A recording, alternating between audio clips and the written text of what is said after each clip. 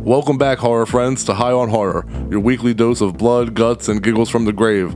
I'm Drew, dragging you through the shadows where the monsters lurk, the screams echo, and the bad decisions are always lurking right behind you. And I'm John. This episode and every future episode is dedicated to all the horror hounds and smokers out there who want to expand their knowledge of the genre and have a good time. Tonight, we're striking gold with a true cult classic. It's 1995, horror is campy, chaotic, and somehow a little Irish. That's right, we're rolling the dice in Vegas with Leprechaun 3, the wildest, weirdest entry in the franchise that turned a mischievous fairy tale creature into a pint-sized horror icon. And we're not just talking about the movie, we're joined by director Brian Trenchard-Smith and actor John DeMita to dig into the madness behind the magic. All that and more today on High on Horror. Interviews, reviews, and the latest news all rolled into one.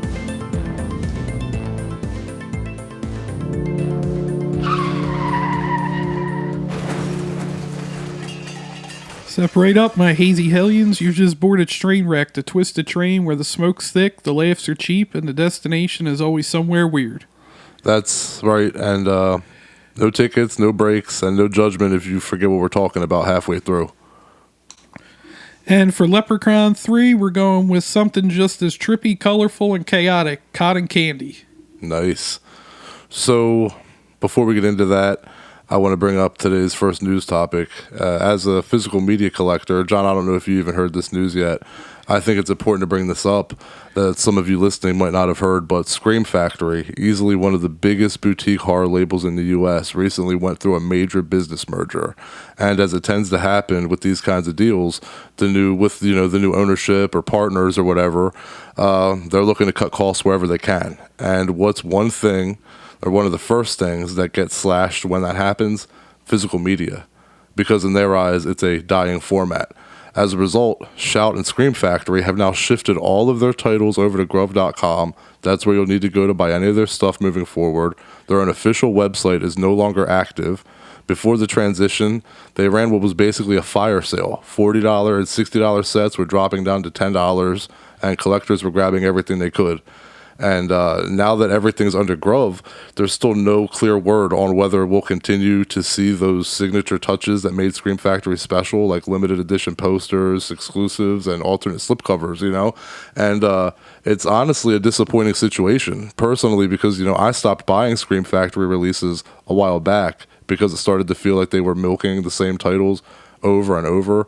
The same movie, five different packages with slightly different artwork is not my thing. And a new slipcover. Yeah, and it's just not my thing. And don't get me wrong, Scream Factory has done a ton for horror collectors, but this move feels like another step away from what made them unique in the first place. I'd be devastated if this happened to Arrow Video, but thankfully for now, Arrow's holding strong. It's funny because I was going to say, mostly if I buy something, I buy it through Arrow Video. Yeah. I wonder if they're going to update. So are they doing anything at all, or? Nobody knows. People have sent emails asking, are we still going to get posters? And Grove was like, we don't know if that's in the thing, in the budget or in the specs anymore. So they're like, everything's still up in the air, but more than likely not. They're going to have to edit the opening of Halloween again for whenever they get a new one. And it just happened overnight too. There was no warning of it. It was just boom, Scream Factory sent an email to people that's like, hey, you're part of our physical forever program, physical forever, but here we are closing it down. Cash out your points now. It's no longer forever. Yeah, it was. It's pretty crazy, And honestly, the reason that I feel the need to bring that up is because it's like what Joe Bob said, and I always think about what Joe Bob Briggs said because he just has a way of wording things. I guess ChatGPT, right? He has a way of articulating things that you already think, and the way he puts it is so such an understanding. And his way of describing it is the way that I'll describe it, which was the reason physical media is so important is because you own and control what you watch. All of the streaming medias are owned by the big companies, and they're literally dictating what you can and cannot watch. If nobody wants you to see Cannibal Holocaust, if nobody wants you to watch a Serbian film, guess what? You're not going to find it unless you are watching it on physical media, because Amazon doesn't want you to watch that. Netflix doesn't want you to watch that. It's not about if you should or could watch it. It's about you have the right to watch it. And you're literally giving these companies the ability to just control what you watch and what you consume. And that's why they feed you all these Netflix Netflix originals and all these other shitty movies because you're just sitting there consuming what they feed you, whereas physical media allows you to break away from that and own the movie, watch what you want, have what you want, and that is slowly but surely being stripped away. And it's like, here's just another physical media label that's just, and I forget if it was Sony or Panasonic, but one of them stopped making 4K players like a little bit ago. So like it is dying. It's happening. It's Sony, happening. I think, stopped making them. Yeah, I think it was Sony, but it was and it's everything's dying. And Vinegar Syndrome is holding on, Era Video's holding on, Criterion's holding on, but who knows for how long? Like we're probably looking at a couple of years here. Honestly, realistically, like less than 10. That and the other thing, I think Joe Bob brought it up as well, is they can just alter whatever they're showing you. Yeah, that's exactly. Yeah, like Disney does with Star Wars. Yeah. How they alter it how many times, And anyway, moving on to the next topic, speaking of physical media, according to Bloody Disgusting, you'd be happy about this one, John. Five Nights at Freddy's is getting an Ultimate Collector's Edition ahead of its upcoming sequel next month. And the cool thing is the exclusive Amazon release arrives November 11th and comes packed in a Freddy Fazbear's pizza-themed box. Inside, fans will find a limited edition steelbook that's 4K with all through the digital code, and an icon art metal poster with a magnetic wall mount and a certificate of authenticity numbered to 6,600. And the release also includes several behind-the-scenes featurettes such as From Big Game to Big Screen, killer animatronics, and 5 Nights in 3 Dimensions, exploring the film's adaptation process and creature design. Based on Scott Cawthorn's massively popular horror game series, the 2023 film stars Joshua Hutcherson, Elizabeth Lail, and Matthew Lillard, and was co-written by Cawthorn, Seth Cuddleback, and director Emma Tammy. I was going to say, you can get your metal poster and then you can go to a con and wait like 4 hours to meet Matthew Lillard to get him to sign it. Well, the thing with that is that I could never own something like that. Abel, my son, would want every fucking thing in it. He would want the poster. He would want. I might as well buy it for him. I would literally have to give him everything and just keep the movie in like the crystal shell case that it comes in. But you liked Five Nights at Freddy's, if I remember correctly. So I think that one's worth owning on digital or on physical. I don't know if I would get it on physical. But I mean, the packaging sounds pretty good for it, though. Movies like this aren't movies that we really need to worry about disappearing from physical right now because they're like newer and they're what the masses want you to consume right now anyway. Like Five Nights at Freddy's isn't going to be something that's going to be hard to find. You need to own right now. It's one I would own, but I'm not in any like rush to own it. Yeah, that's fair. And getting into cotton candy here, the strain profile is indica dominant. It's about 70% indica to 30% sativa. And the THC content's around 17 to 22%. And it's very low CBD, so you aren't getting the diet weed in it. And it's said to be a mix of power plant, and apparently that's a South African strain, and lavender, which is from Amsterdam. All this is coming from All Buds. Users report a pleasant body high, common effects, and uplifting cerebral edge. I've never heard that, cerebral edge. Triple H, the cerebral assassin. That's just what I thought of. If him and Edge became a tag team. Although it'd be like Rated Cerebral or something. I always have to have every episode has a goddamn wrestling reference. It's unavoidable. It has to be. And it's noted for being useful for stress relief, anxiety, and mild pain. Some headaches and migraines. And the reason it pairs well with Leprechaun 3, you get that uplifting head high first, that kind of buzz that makes Warwick Davis's one-liners 10 times funnier. Then it melts into a relaxed body vibe that's perfect for watching the chaos unfold in Sin City. Yeah, this strain is all sugar and madness, kind of like Vegas in the 90s before hangovers came with shame. That's fair. And it's time to get your bong and get your brains working. It's time for Puff Puff Ask. Yo, man. Puff Puff Pass. Welcome to our fan mail corner, Puff Puff Ask, where we light up, summon your questions from beyond the inbox, and spread some spooky love with our listeners, where you bring the questions and we bring the smoke.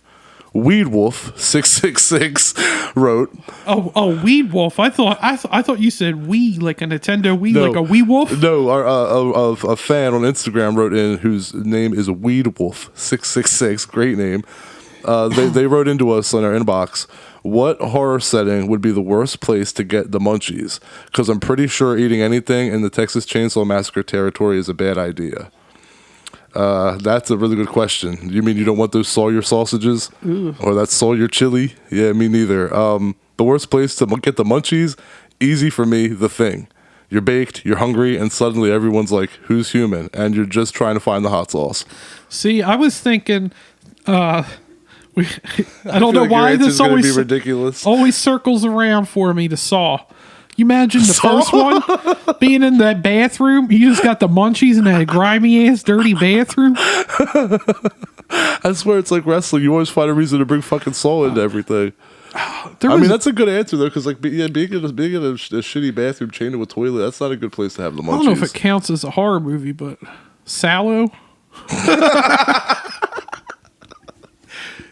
Oh Christ! I think that'd be mine. And 420 Slasher Queen. Which horror movie character would you actually trust to roll a decent joint? I don't know if this was a question before, but I remember we brought this up, and I don't know if you remember. We talked about Pumpkinhead.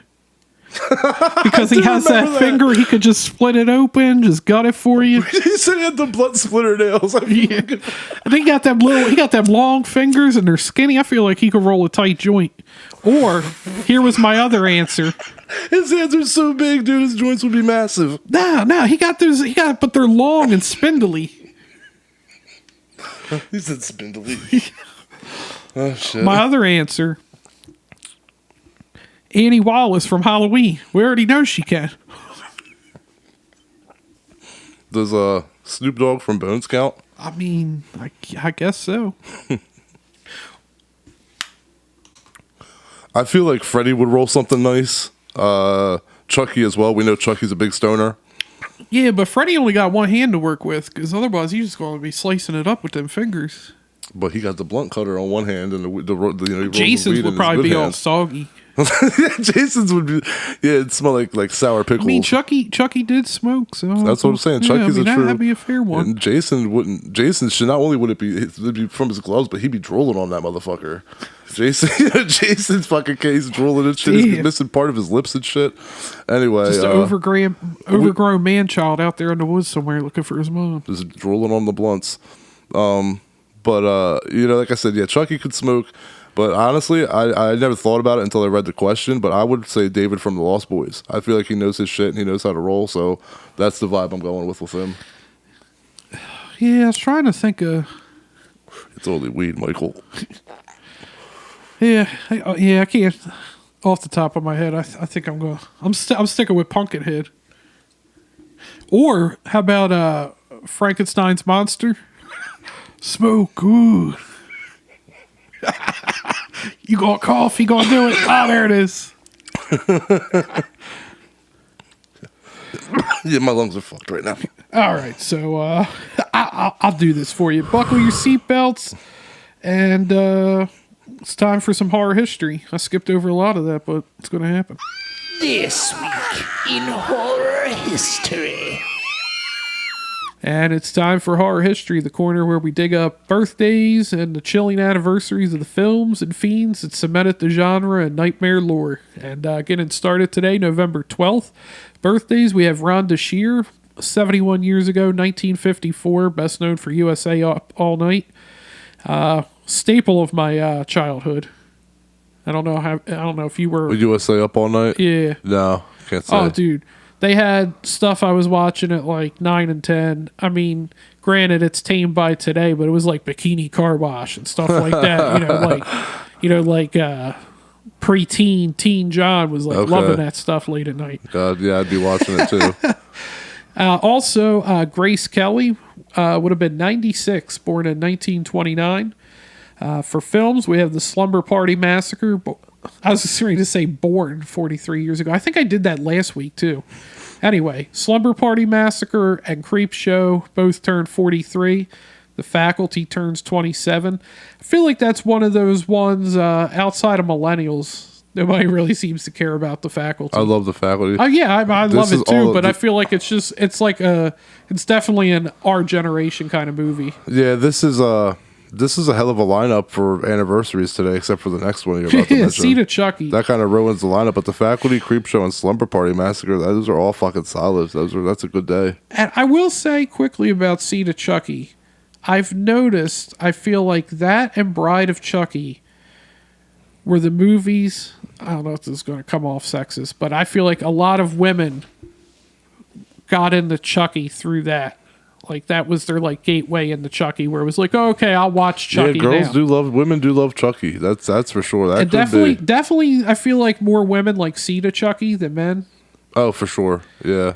But I feel like Bride that was like it drew in a lot of the female audience. And it was at Bride. that right time too in '98. I mean, Jennifer the Tilly goth kills scene it and literally. everything, and yeah, no, the goth scene from '98 and everything. It was perfect for the time. It was like kind of it was like a trend. It became like a pop culture thing. You know, I remember everybody, no matter how many movies people owned. Every time I was over somebody's house that owned VHSs, Bride of Chucky was in that. Yeah, mix. right.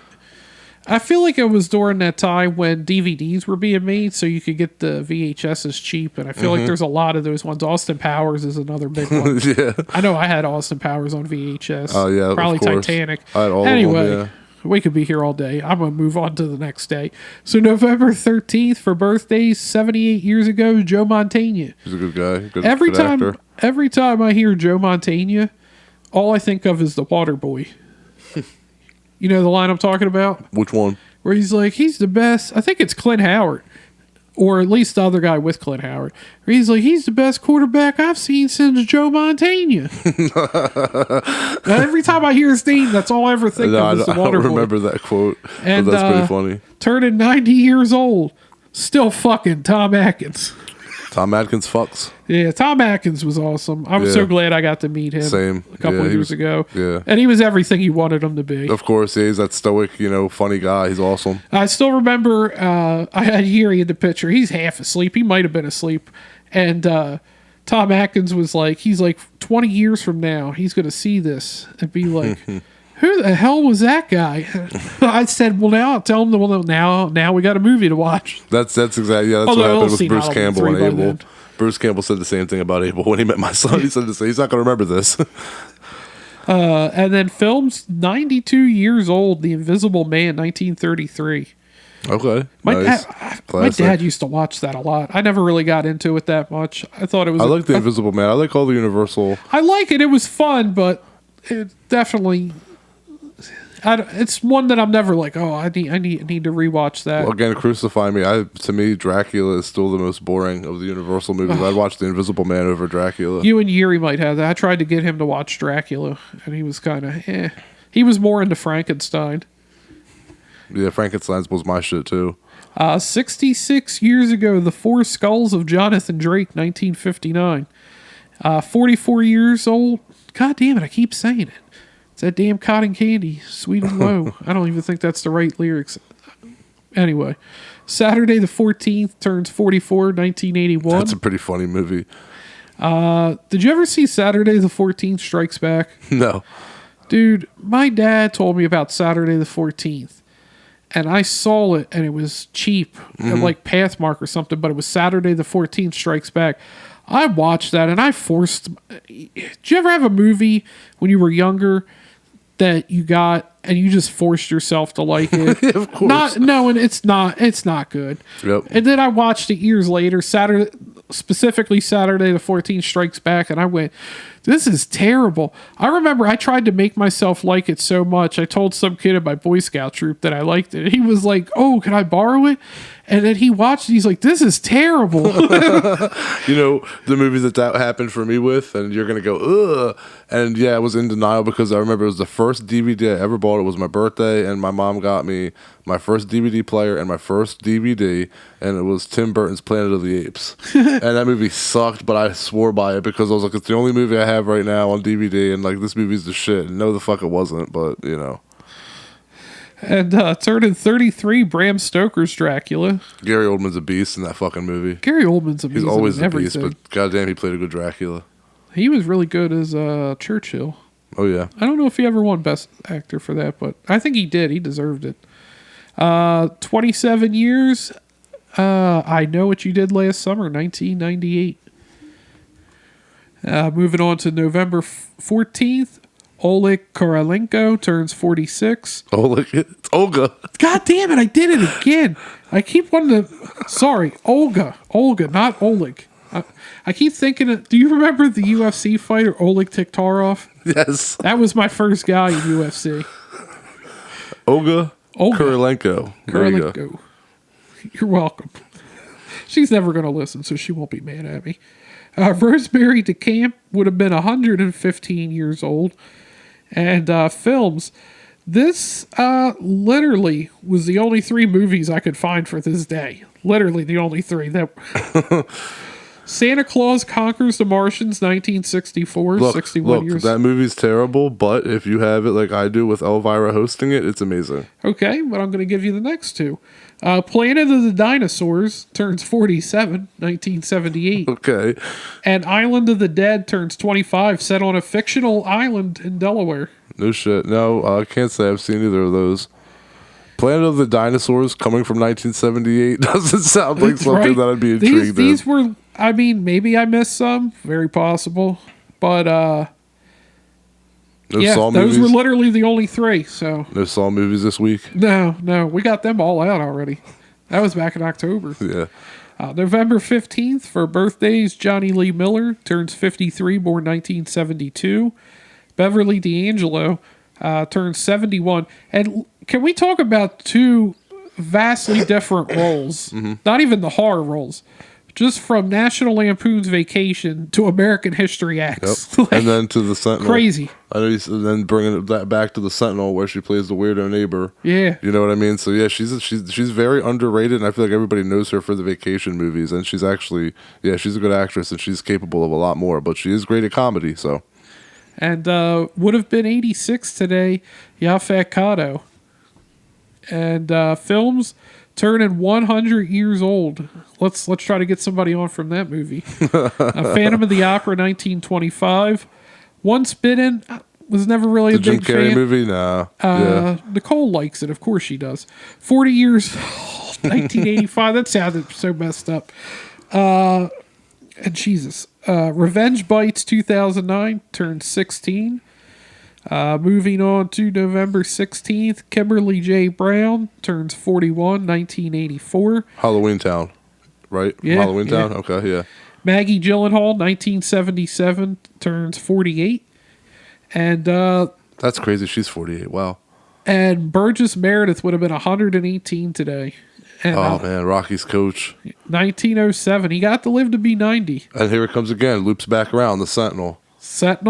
And once again, I'll always say my favorite episode of Twilight Zone. I bring it up every time. And then films, Nightmare on Elm Street turns 41. Perfect. And then November 17th, getting into birthdays, my future ex-wife, Rachel McAdams. Nicole's aware of it, but turns 47 along with Zoe Bell. Diane Neal, born 1975, turns 50. Leslie Bibb turns 51, born 1974. Danny DeVito turns 81. Would not have imagined Danny DeVito being that old. No shit, he's still doing the Jersey Mike's commercials and shit. I never would have thought. Yeah, I mean, he's still out there. And Martin Scorsese turns 83, born 1942. See, this is going to sound terrible. Danny DeVito is See, this is going to sound terrible. 2 years younger than Martin Scorsese. That's crazy. It's going to sound terrible. Martin Scorsese, yeah, I'm not surprised he's 83. Danny DeVito, that's a little surprising. Yeah, fair enough. And films, we got such hits as Daughters of Satan. That's actually pretty good. and Dracula AD, 1972, both coming out in 1972, turned 53. Now, here's probably the best of the batch. Silent Night, Deadly Night 3, Better Watch Out, turns 36, released 1989. Man. So painful to watch. And I can't remember if it was Pierre or Max that mentioned Sleepy Hollow. It's both of them, but I think it was Max. Yeah, turns 26, 1999. And then moving on to our final day here, November 18th, Mike Epps turns 55, born 1970. Owen Wilson turns 57, born 1968. And I threw in Kirk Hammett for good measure. From Metallica. He hosts like a horror thing each year. Yeah, he has his whole house is like decked in horror shit. So I figured I'd throw him in there. I like Kurt. I used to like Metallica. I like their older shit, but yeah. I mean, I like their older stuff. Yeah, I sound like that snob, but like I don't know, Load and Reload didn't do it for me, and everything. Pretty after much that after was, Black. See, it's funny because I say pretty much everything after Black album Mm-hmm. that was an original album because the S&M album was pretty good. But Ride the Lightning is still my favorite album though. Man, I used to know the albums, but I don't. And Justice remember. for All. Oh man, good album.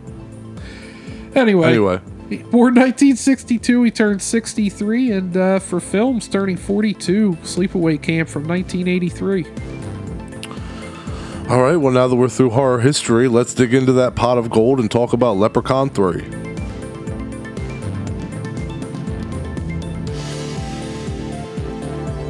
All right, after selling a spec script to Blue Rider Productions, writer David DeBose got a chance to pitch an idea for Leprechaun 3.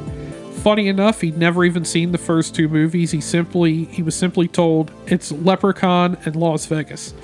That was the entire brief.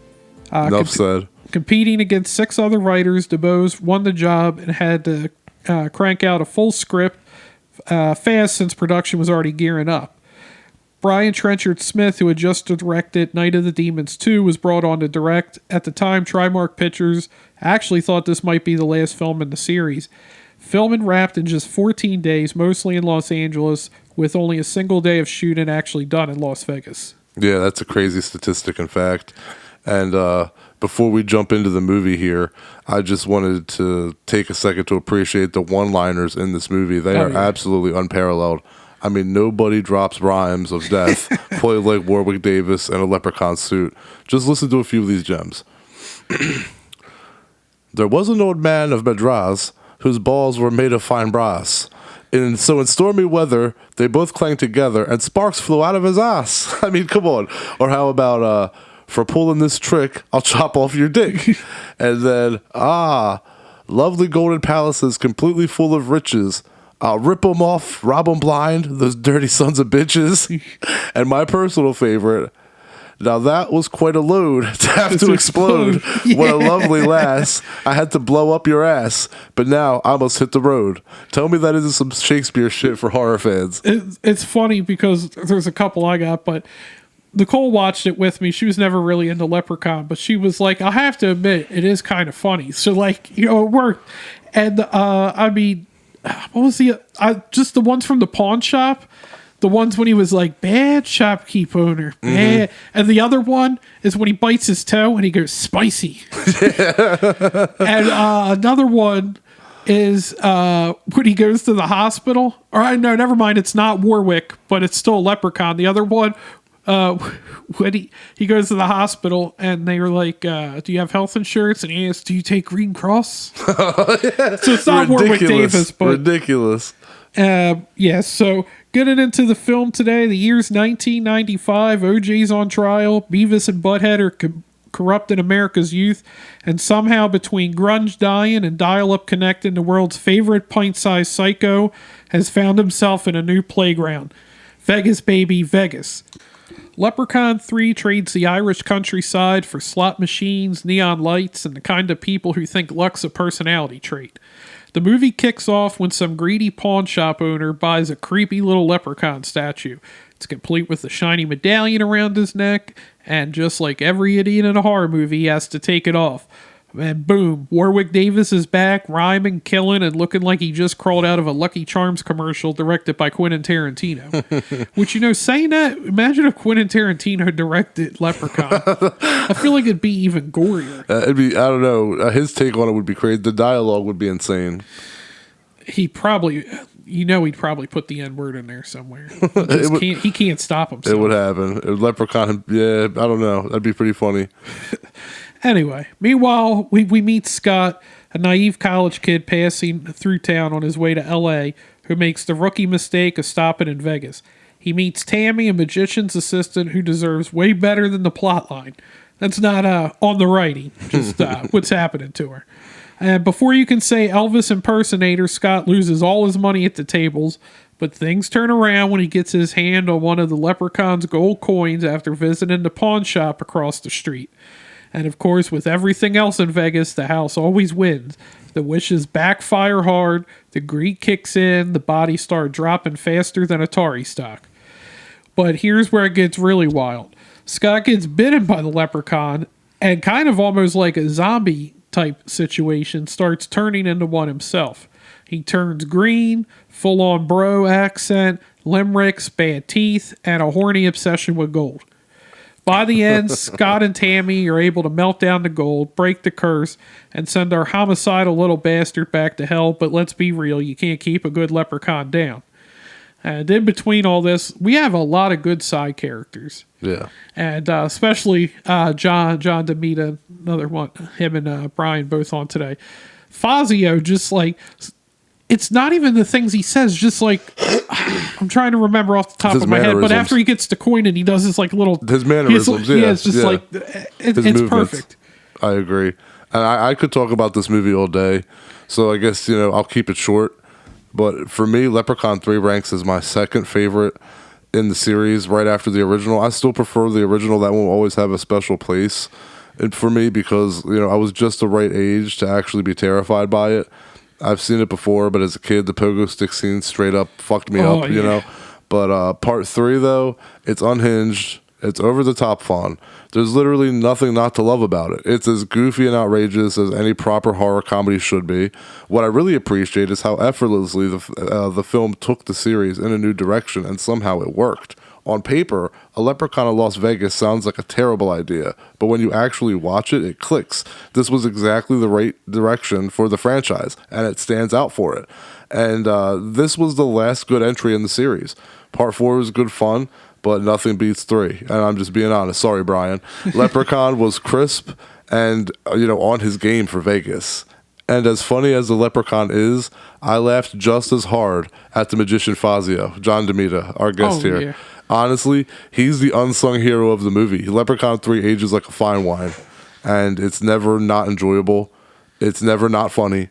And the only reason you won't like this movie is if you're judging it on the Godfather scale, where you're taking everything literal and not understanding that the not-so-serious nature is what's entertaining about it. 8 out of 10, easy. Yeah, so this Leprechaun sequel will always have a soft spot in my heart. When the first one hit TV, my dad showed it to me, and from that moment I was hooked. And I actually remember being scared watching Leprechaun for the first time. I think I would have been, I wouldn't even have been 10 at that point. But so I was hooked. And I still remember when Leprechaun 3 was about to air. This was back when my parents, I guess they can't get in trouble now, but cable black boxes. So, had all the channels. Porn. They got, my parents found a way to block that. No, everybody was like, oh, it's so squiggly. No, everybody knew the trick to that was you fucking record it on VHS and then rewind it and pause it on the spots where it cleared up. That's how you saw a titty. That's how you saw a titty. Anyway, so we... I fucked you up. Yeah, you fucked me up. Anyway, it was coming on TV, and we had one of those old cable black boxes, and my dad actually previewed it before letting me watch it. And he made me cover my eyes during the hotel. He knew it was coming up. He's like, all right, cover your eyes during the hotel scene with the sex robot. Yeah. Nostalgia side, this is hands down my favorite Leprechaun sequel. It nails everything that makes the series so much fun. You have the ridiculous one-liners from Warwick, as you brought up. He completely owns the role. A story that feels fresh and weirdly clever for the franchise. It knows exactly what it is. It never tries to be anything more than serious than a bloody, campy good time. The kills are creative and fun. John DeMita, you already brought it up, steals the show as Fazio. And his showdown with the Leprechaun at the end, when they're doing the whole magic scene. Yeah. That was so good. I agree. I just... And threw some more lore into there, almost had, like I mentioned, the zombie situation where he starts turning into a leprechaun. Oozing and goozing, yeah. Yeah, oozing and goozing. That's a porn name. Overall, this one stands out from the rest of the sequels. It's a perfect mix of horror, humor, and chaos. 8, I actually agree with you, 8 gold coins out of 10. doing the gold coins part. Nice. Yeah. I figure I'd spice it up. 8 this shillings. week. Yeah, 8 gold shillings. So secure the perimeter, load your favorite strain, and brace yourself for some brain melon horror, because it's time to spark up and get schooled for some burn and learn. Oh. Burn and learn.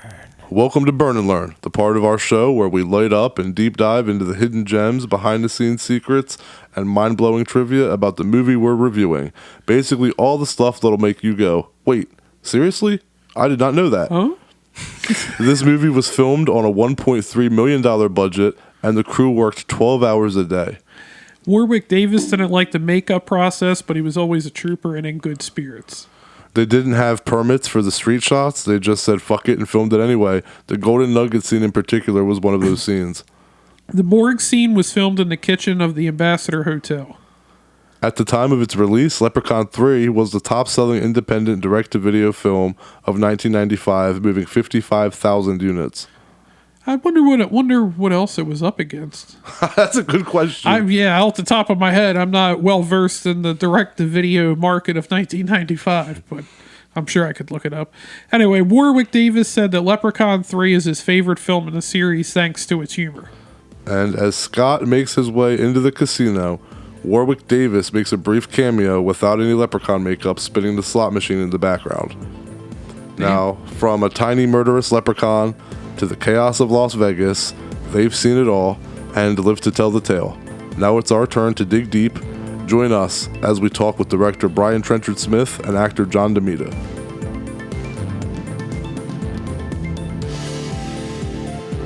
All right, joining us today, we have 2 guests. First, Brian Trenchard-Smith is an Australian filmmaker celebrated for his wild, inventive approach to action and horror. From Ozploitation, classics like The Man from Hong Kong and Turkey Shoot, to fan favorites like Leprechaun 3 and Leprechaun 4 in Space, he's turned low budgets into bold, lasting cinema. Quentin Tarantino has even called him one of his favorite directors.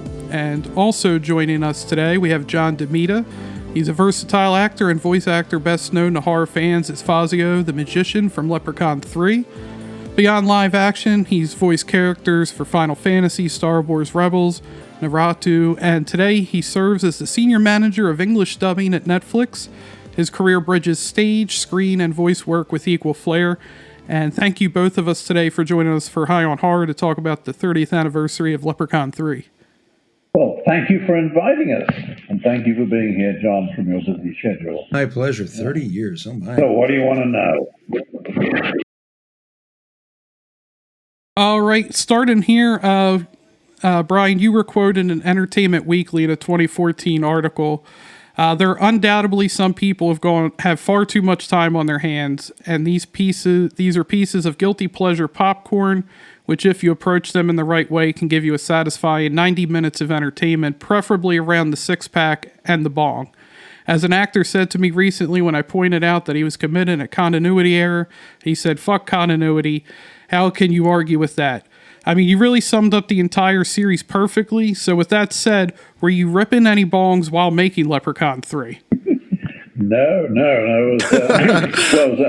It was a breakneck schedule in 14 days of main unit photography and then a guerrilla unit without permits going to Vegas on the next day.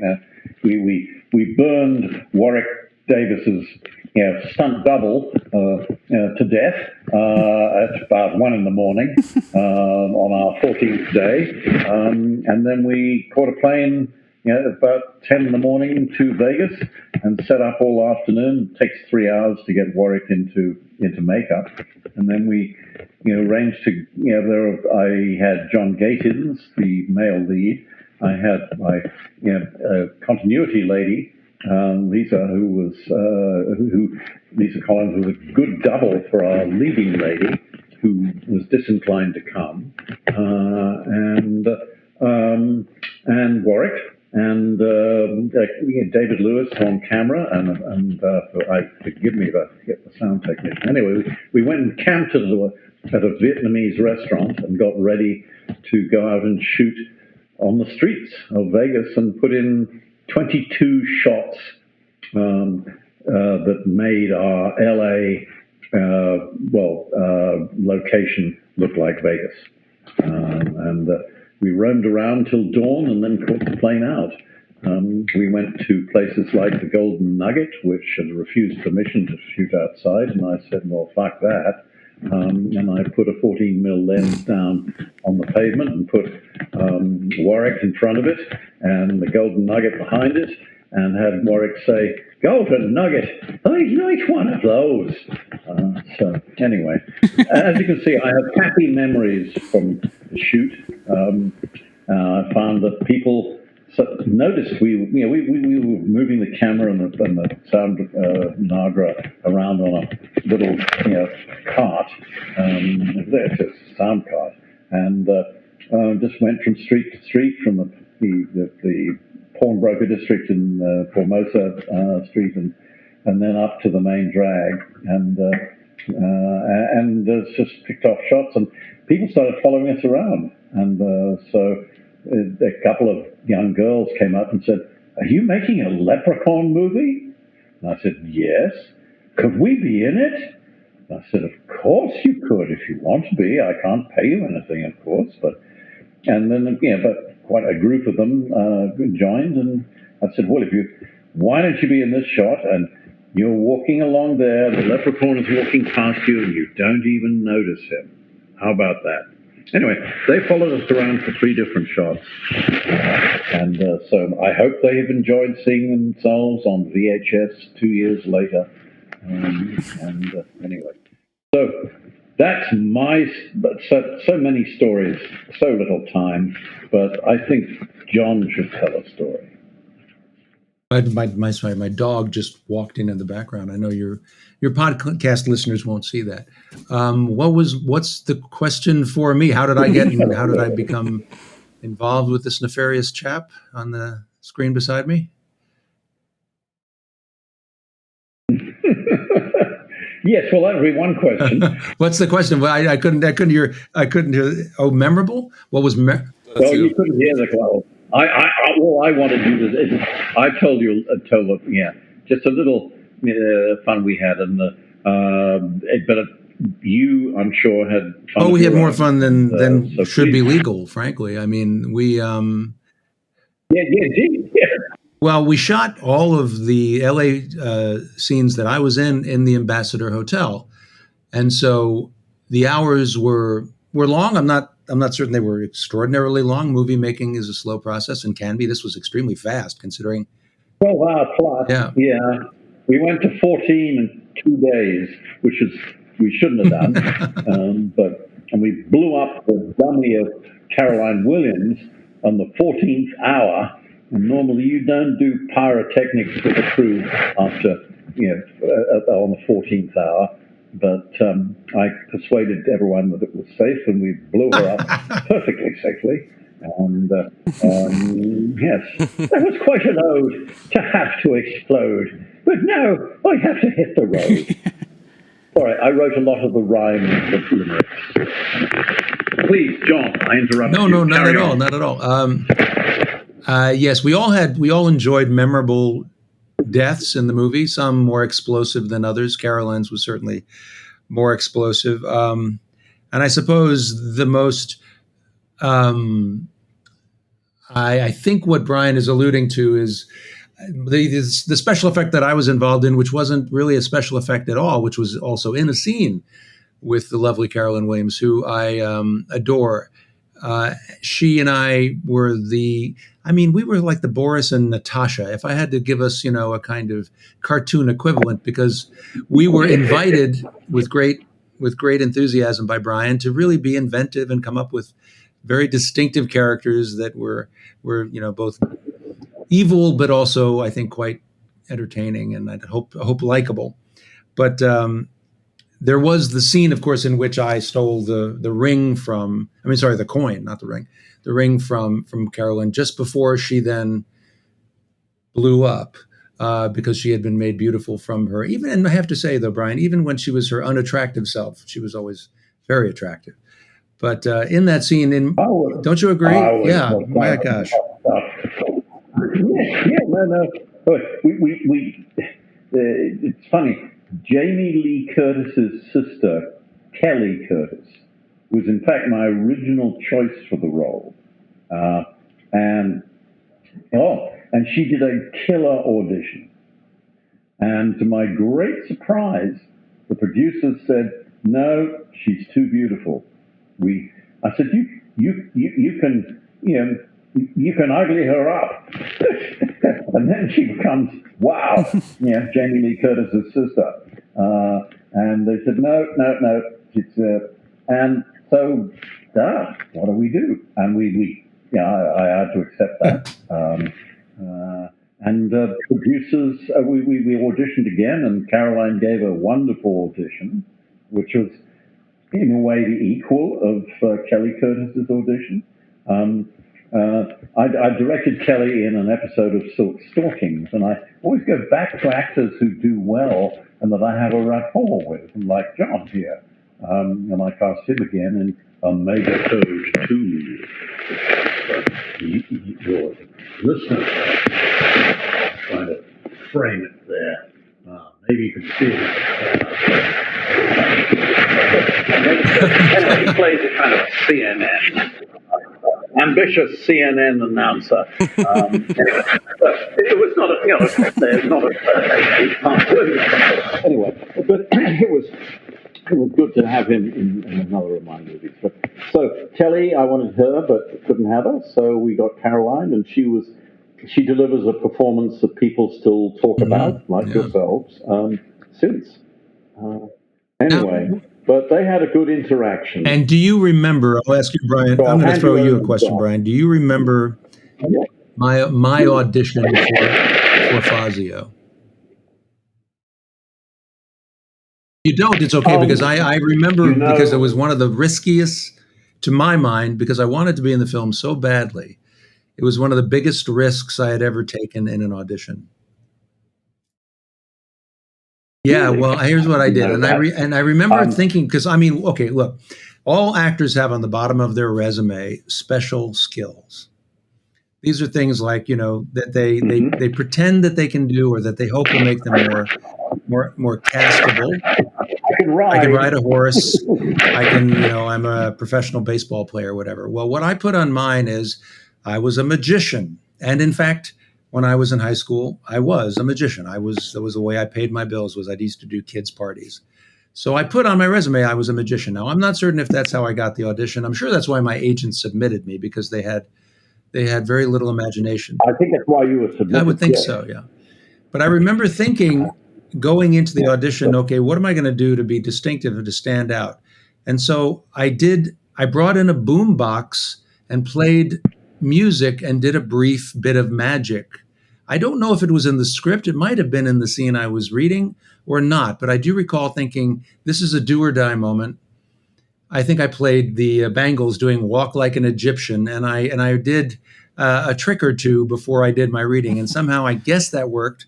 And Brian has clearly blocked it from his memory from a PTSD perspective, but well, that's too much weed. That's too much weed. Yeah, mine was clearly not enough. No.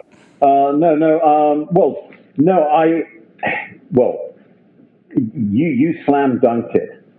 There was, after seeing you, I don't remember seeing anybody else.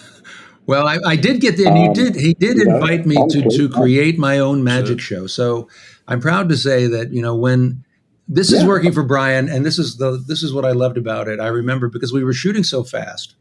In the Ambassador Hotel, there was that little theater where there was a stage, and that's where in the finale I'm cut in half, and all of the mayhem ensues. But there was a scene in the script that said, "We see Fazio's act." And I don't recall any detail beyond "we see Fazio's act." And so on that day, I was looking at the schedule and the shot list and where we were working. And I don't know, Brian, if we spoke about it or if I just said, okay, I'm going to go rehearse something. And I went on to that stage, and there were all of these props that they had gathered. They were all things that were there already, the handcuffs and handkerchiefs and so forth and so on. And so while I was waiting for them to shoot those other scenes and come around to me, the actress who played my assistant, Lee, and I stood together and I said, okay, I'm going to do a bunch of stuff. Let's just figure this out. And I made up that act in about an hour prior to shooting it, including, and I can only take full responsibility for it, the dance I did from one box to the other box on the stage.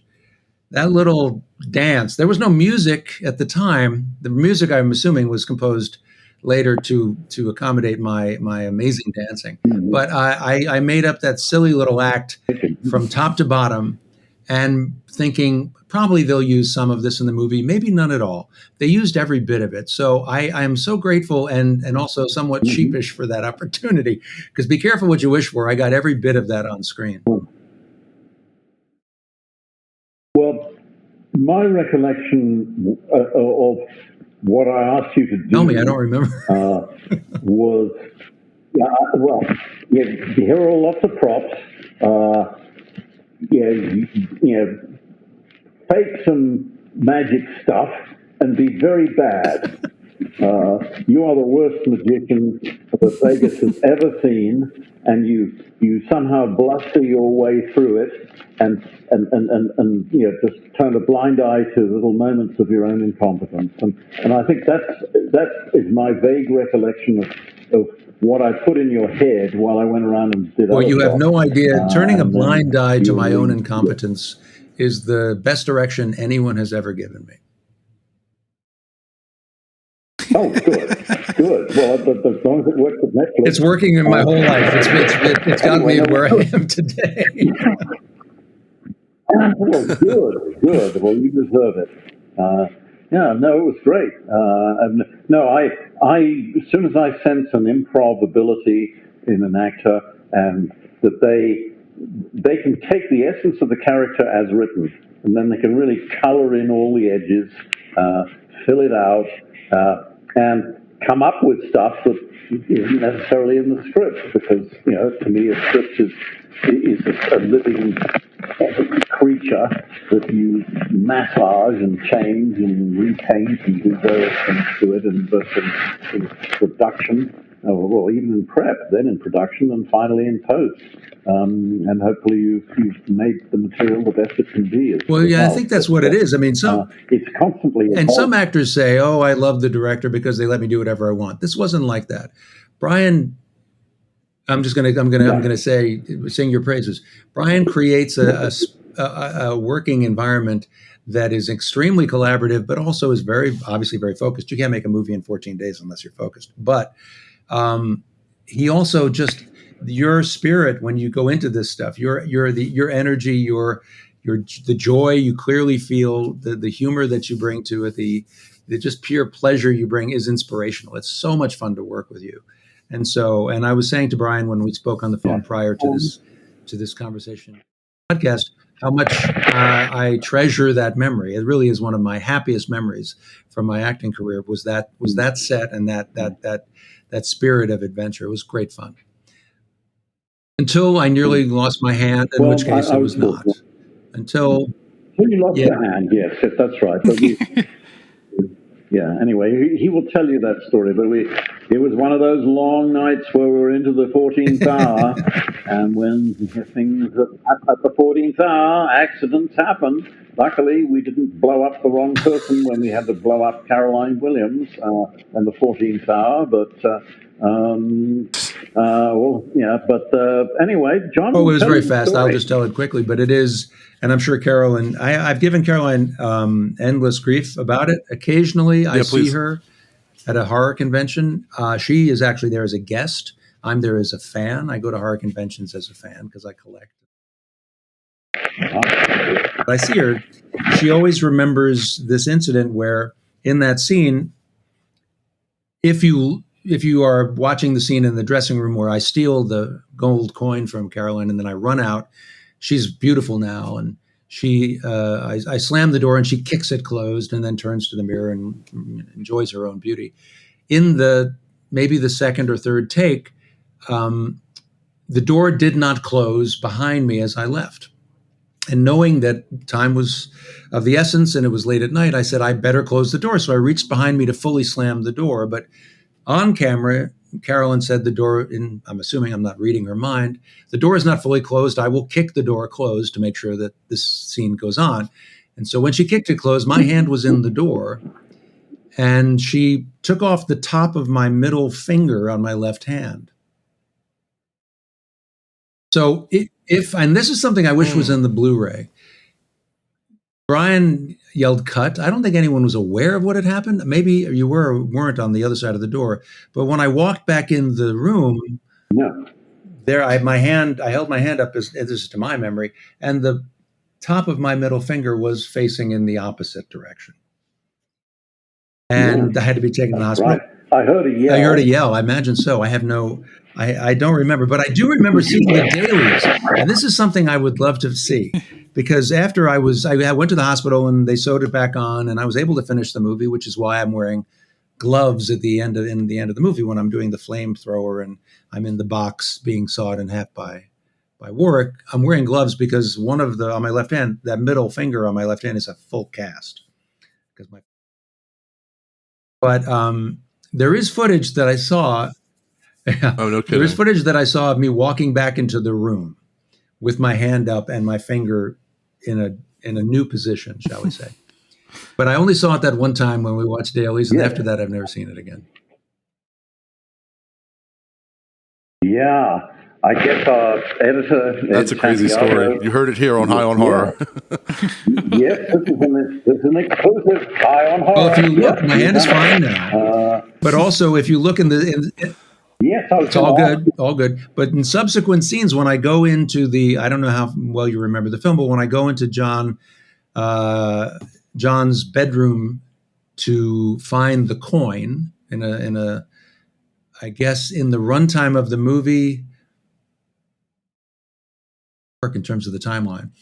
But however it works in the timeline, that was shot after my hand. So I had a full bandage on. So I'm wearing a black bag over my hand, and I steal some underwear from his drawer. And the reason I steal the underwear before I steal the coin is I have to have something to cover the enormous bandage that is covering my hand. But if you look at that scene, you don't even have to look that closely. Frame by frame, you can clearly see there's a black bag on my left hand and underwear on top of that as I leave. So, a little Easter egg. I never noticed that. Yes, that's good. Yeah, I don't think they did many extras for the Blu-ray. I can't remember. I do a lot of those commentaries, or have done, and I. Yeah, we definitely need some beefed up extras. Yeah, I mean, there's been nothing released with director commentary. Has there been? I can't remember whether I've done one or not. There's the full box set of all the movies, and they did a little like making of for each of them, or little interviews afterwards. But they've never done. I don't know if there was a director's commentary. Yeah, they've never done a sort of. Well, now that 4K is out, Brian, now that there's 4K, we got to do it. Yeah, well, I mean, shot 35 mil. The Lep 3 was never finished on a 35. First two Leps were before I came on board. Lep 2 was, like intended to be Bride of Frankenstein. But Warwick said, they just kept me in the shadow. I'd be 3 hours in makeup, and then I'd wait 3 hours to shoot. And then, okay, well, you've been in the shadows while we're shooting all the other actors, and now you come out of the shadows and be frightening. Anyway, he wasn't too happy with Lep 2, and so he'd met me basically on the set, but we got on very well immediately, and I invited him to improv, as I do to anyone who has that capacity. That's the whole thing about improv, and you can do it in the 14-day schedule if you have really talented people who really they've nailed their character down before they arrive on the set, and they're full of ideas of how to enhance a scene. And then, and then there were many actors in both leprechauns that I did that had that capacity. Mickey Callan, for instance, the casino manager, he was brilliant. You know, he came up with lines like when he talking to the the fembot that comes out of the TV. You want my heat-seeking moisture missile. And I thought, wow. He thought of that. I got to have that. And sometimes an actor will give you a line that doesn't work. But I know what works, and you discard what doesn't, and you keep what does. Anyway, I digressed onto Mickey. But anyway, so my philosophy is just use the talent that comes to the set if they could enhance the character and come up with interesting lines. I'm trying to think of lines that you came up with because that wasn't my focus at the time. I just liked what you did.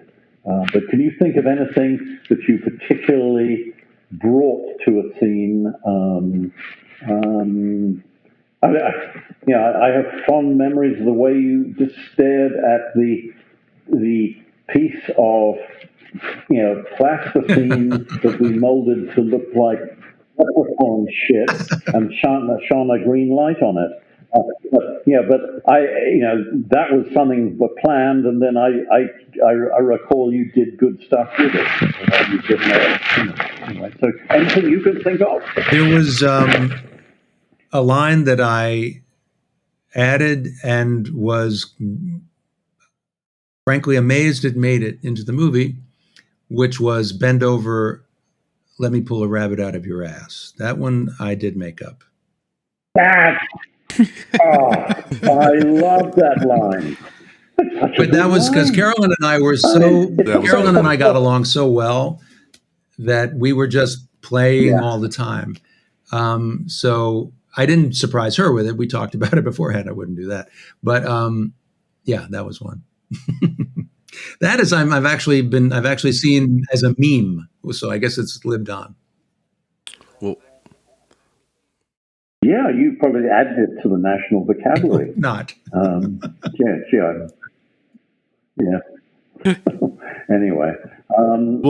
Brian, I wanted to say, some directors they find restrictions stifling, and others find them creatively liberating.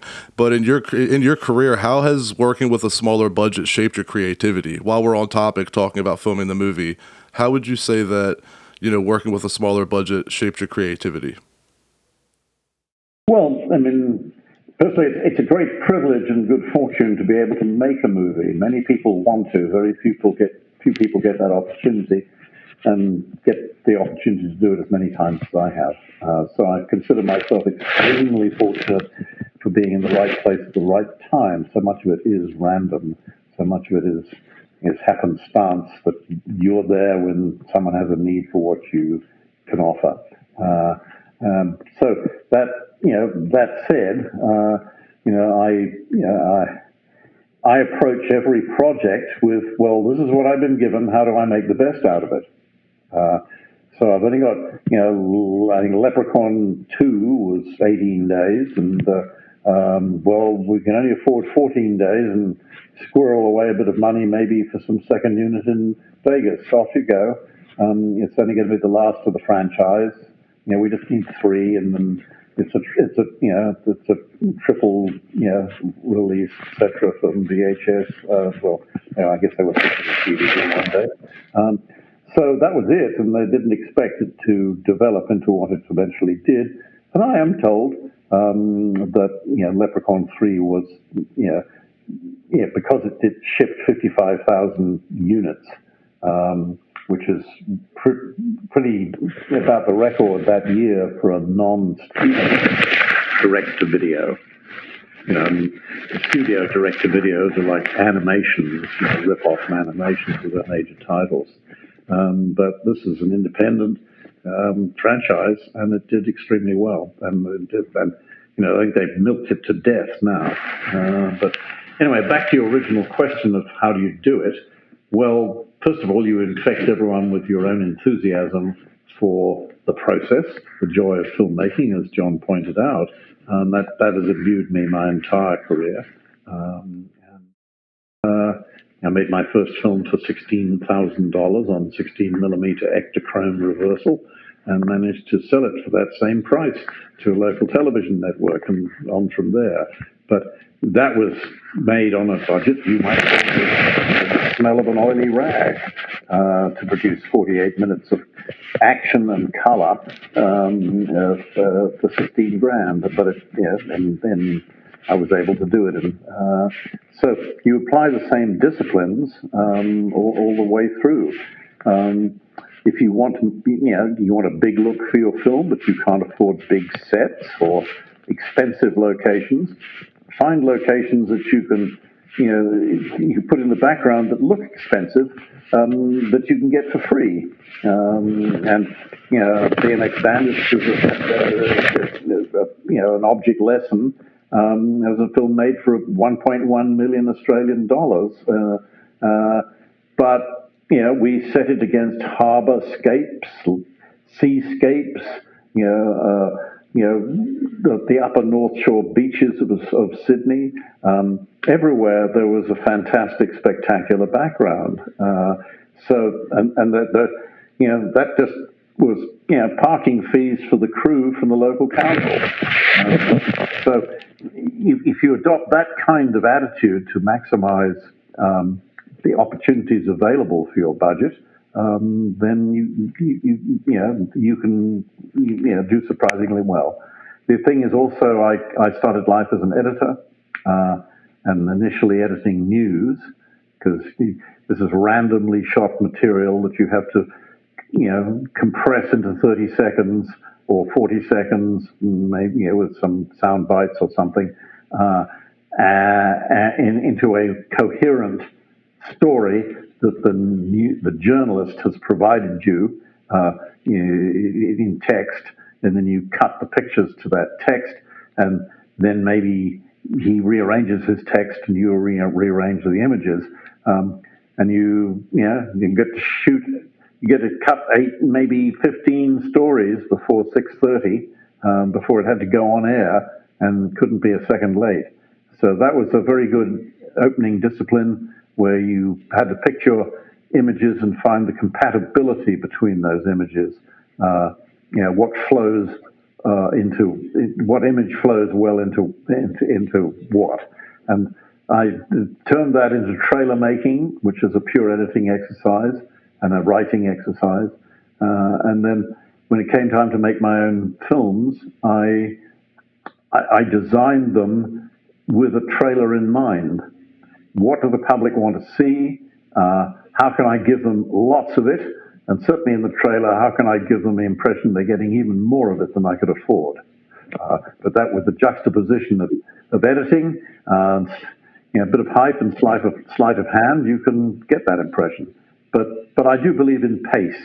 I do believe in getting on with it, and giving the public what they came to that particular genre to see, and give as much of it as I can. So that's my overall approach to making a low budget work. And Trimark was considering ending the series after part 3. Was that something they wanted you to do? Because I feel like the ending definitely feels like it could have been a definitive conclusion. Yeah, they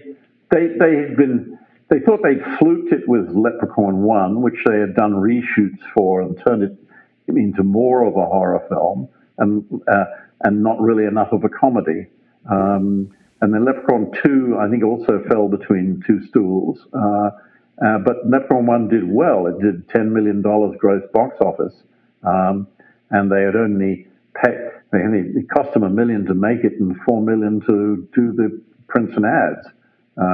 So then it did 10 in gross box office, which means basically they got their money back, and everything else was gravy. The VHS release was and TV broadcast, just be pure profit. And any foreign, similarly, though the Leprechaun series didn't move foreign as well. The humor didn't travel so well, and in England, Leprechaun 3 was released as 4 funerals and a wedding, which was the year after. What was it? Three? Was it 4 weddings and a funeral? So they tried to sort of make it work in the UK with that play on the title. Leprechaun in Space was released in France as Space Platoon. Anyway, so I don't know whether they got the joke. We'll see. Anyway, that gives you some indication. Sorry, your question again was. Trimark was talking about ending the series after 3. Was that something they were wanting you to kind of do? Yeah, well, I don't think. I mean, no one. People don't never say never, but they thought that'll be it. I think it'll run its course. The results on number 2 were, theatrical was soft. Did only $2 million at the box office. Cost us more. We'll just round this out as quickly as possible. And that'll be fine. But then they were surprised by the response. And so when they suddenly, what they thought was a finished franchise became a potential cash cow. Cash cow, can they?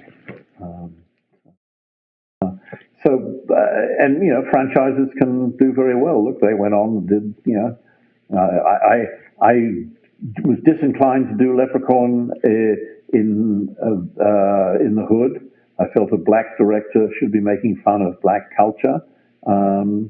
Though I believe one of the 2 Hoods was done by a white director. And then Leprechaun Origins didn't seem to work for me. I didn't finish it.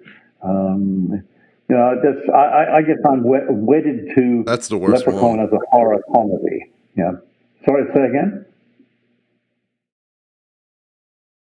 Your comment. No, I just said that Leprechaun Origins was the worst one by far. Leprechaun Origins was the worst one. And I wanted to ask a question to both of you. I wanted to say, Brian, you said that the Leprechaun movies were most popular with pubescent boys and sci-fi geeks. But did either one of you realize the impact that the Leprechaun movies had on the stoner culture? Like, they've become the perfect movies to watch when you're baked.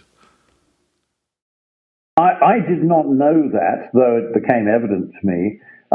When I made Leprechaun in Vegas, I was in my non-smoking period. From 1990 to 1999, I was in my non-smoking period because my children, had just reached an age, 10, 9, when they might develop a sense of smell. And I just didn't want to say, that you don't do as I do as I say, don't do drugs. But I didn't want them to do drugs, and I would say quite, clearly here that I don't believe young people should smoke weed until their brains are fully matured. And I know that's speaking to many of the audience here who would disagree. But I think there's a problem in too much weed smoking before 25. And I didn't take it up until I was 27.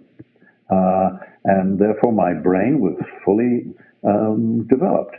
But and it liberated me, liberated my creativity in a way. It allowed my inner Monty Python to come out, and has been a good friend to me all my life, therefore. John Cleese and I would sit on this couch and have a lot of interesting conversations, I think. But I guess I will never meet him in his lifetime. But he was a big hero of mine growing up, as were the Goons, the British comedy troupe. So they were influences on me, and then weed really unlocked that. But I knew that, I had to be responsible to my children, and I didn't want to encourage them in that direction. But when I discovered that certainly, whatever I did was not going to overcome or the prevailing culture in high school. So, so anyway, I felt okay. I think there's nothing. I'm no longer influential, so I can just maybe take care of myself. And somehow managed to navigate, a successful professional career. It's a question of balance. It's what time you put into recreation and what time you put into career. I suppose I'm putting a little bit more time into recreation these days. But I mean, I'm trying to make a film called Gone Viral, which is I've rewritten it.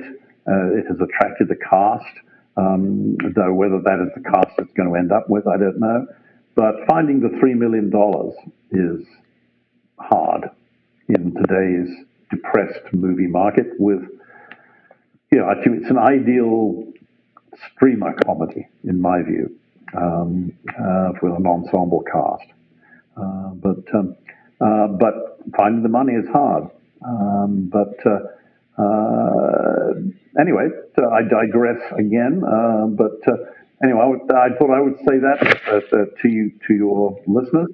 Maybe some of them will agree. But that was the path I chose. Everyone should choose their own path.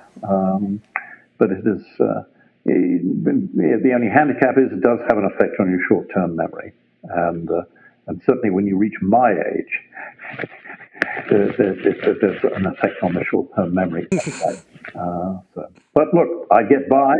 I'm able to navigate modern life and go to Poland and receive a Lifetime Achievement Award from the Octopus Film Festival in Gdansk. Awesome. That's awesome. Congratulations. Yeah, I received the Tremendous Tentacle from the Octopus Film Festival. I didn't know that I had a tremendous tentacle, but apparently I do. Anyway. So what else can I tell you? Let me see. It is 3:11, and then 3:15. I'm going to have to leave and take my, take a few minor complaints to my doctor. Anyway. So what else can I can answer for you, and you could always stay on with John. And I was just going to say, looking back 30 years later at Leprechaun 3, this is for both of you. One of the most beloved films in the franchise. Warwick Davis has said it's his favorite. What, for each of you looking back, do you enjoy most about the experience? John, you go first. The reminder that work can be so much fun. I mean, one of the hardest things about being in show business and being an actor, especially, is you feel oftentimes when you get a job, you're somewhat surprised you got the job sometimes. And even while you're doing the job, you're worrying about, well, what about the next job? And it's always very stressful being unemployed, and sort of disappointing that it can also be stressful being employed. So when, as a kid, I was a monster kid, I was a horror film fanatic.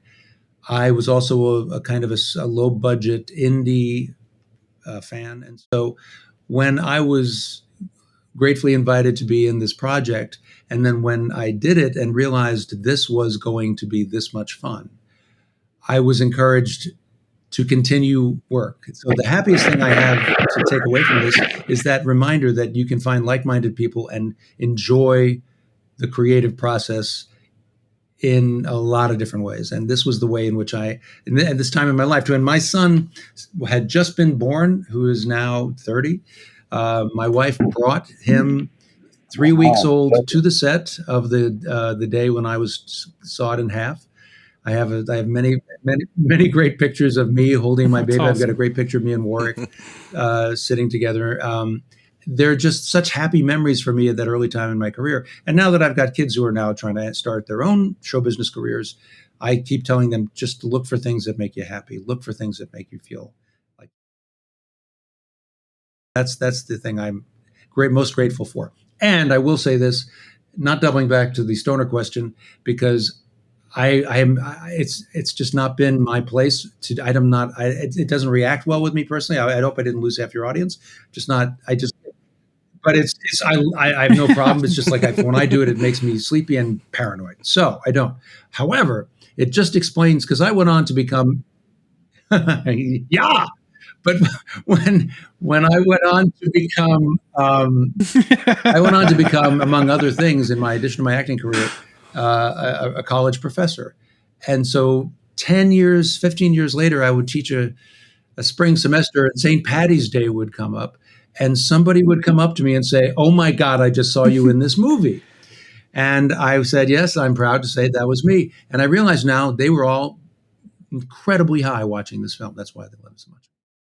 And so now that puts it, no, well, I don't know. You have I hope to it's not. But yes, who cares? Because they loved it as much as I did. That's the thing. Yeah. No, it is a comedy that reaches people who are do not have an altered state of consciousness. It reaches across, anyone who has a funny bone, and I'm glad it has done that.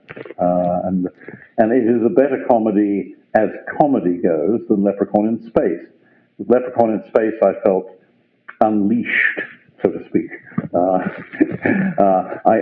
My inner Monty Python really came out in Space, and it's more of a pastiche of sci-fi tropes and having fun with them, cramming as many of them as you could possibly get into the film within the formula offered by the Leprechaun. So it was great fun for me to, in both the Leprechaun films, to explore comedy in this slightly out there way, and that was what I take away from that experience, and also from Night of the Demons 2, which I did before these two.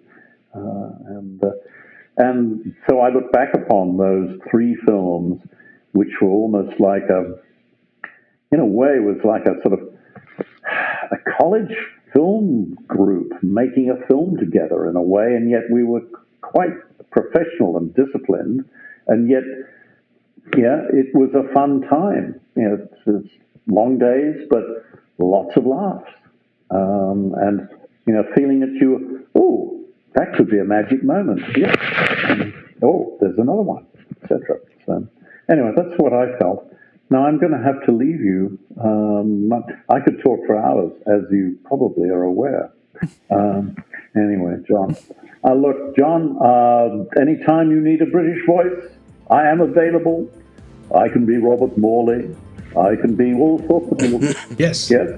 I can be Dirk Burkhart. Yes. Anyway. But lovely to see you and hear you. And guys, thank you so much for your interest. Happy to come and talk horror with you on another occasion.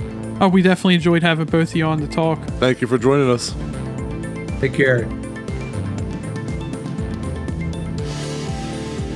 Thanks to all the horror hounds and smokers out there for tuning in.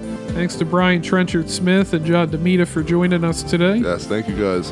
And join us next week, and we'll be talking with Ryan Kruger about street trash. Not that street trash, the new street trash, but it's street trash. Still Trashy people in the streets. Still street trash.